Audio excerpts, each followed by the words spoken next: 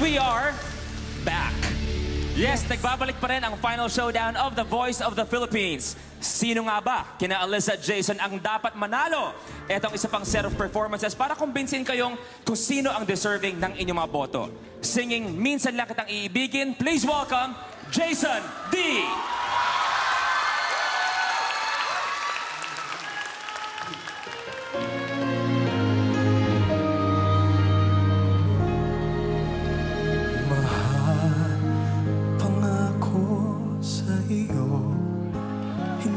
Magbabago